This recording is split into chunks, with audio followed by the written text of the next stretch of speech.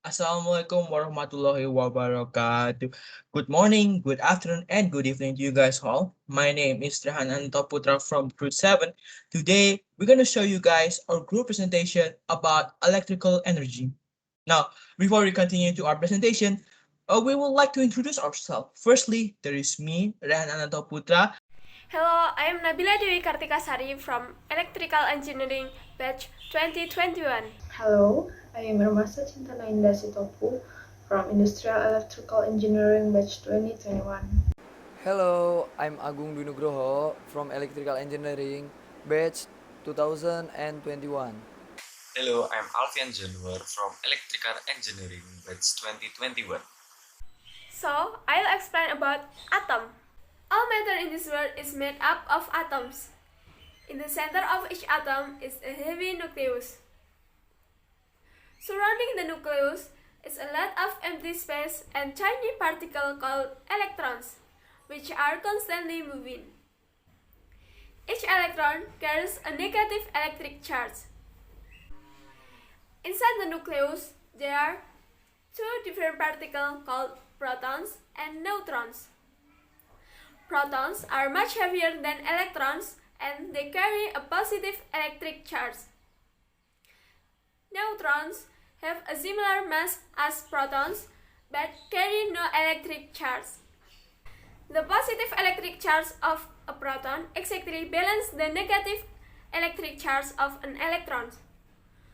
So, atoms contain an equal number of electrons and protons. Any particle or substance that has more proton than electron is said to be positively charged. More electron than proton is said to be negatively charged. Equal amount of positive and negative charge is said to be neutral. Static electricity is the build-up of electric charge on a surface, commonly occurs because of two surfaces rubbing against each other. The electrons are rubbed off one surface, charging is positive, and are transferred to the other surface, charging it negative. Okay, the next material is current electricity. Power from batteries and power point is made up of electrons moving along a wire, electric current. The energy from the moving electron is transformed into other forms of energy such as heat and movement. Next, measuring electricity. Electric current when charge flows are measured using a ammeter. Unit used to measure current is ampere or amps or A. Voltage measure of the amount of energy supplied and used by the charge. Unit used to measure voltage is volt or V. Supply voltage Australia 240 volt.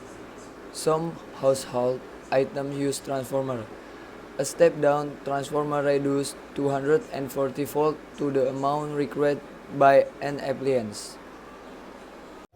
So guys, I wanna explain batteries. Batteries. As we know, batteries is portable electrical energy. There are two types of batteries. One, wet cell. Two, dry cell. Wet cell is two electrodes placed in a liquid electrolyte, in English, conduct electricity. Dry cell is used in torches, toys, etc. Don't leak because they use paint instead of liquid. Photovoltaic cells, solar cells. Now I want to explain resistance. Resistance is when electrons pass along wires. Their path is restricted by the atom that make up the wires. A measure of how difficult it is for an electric current to flow. Conductors. Conductors is materials with little resistance to the flow to the flow of electric charge. For example, copper wires used in most electric circuits. 2. Little energy is needed to electrical charge to flow through conductors. 3. Most metals are very good conductors for electricity. Insulators is very different with conductors. Insulators is materials with a lot of resistance to the flow electrical charge. Allow very little or no electric current. For example, is air, rubber, and plastic. In the PowerPoint that I'm showing you guys, it shows the relative position of all the elements and their connection to one and the other. It is often used to provide electrician a clue to where the parts are. Now, after talking about the circuit diagram, let's talk about the circuit. There is two kinds of circuit. The first one that I want to talk about is the series circuit. What is a series circuit? A series circuit, in a simple term, is there is only one path for the electricity to go through in the circuit. Now, if I take the middle bulb out of this circuit, the rest of them will go kaput. Why? Because there's only one path to take for the electricity to go through, and if it's disrupted, then the electricity won't go through the entire circuit. Now, for the second one, I want to talk about the parallel circuit. What is the parallel circuit? The parallel circuit means there is two or more paths for the current to flow.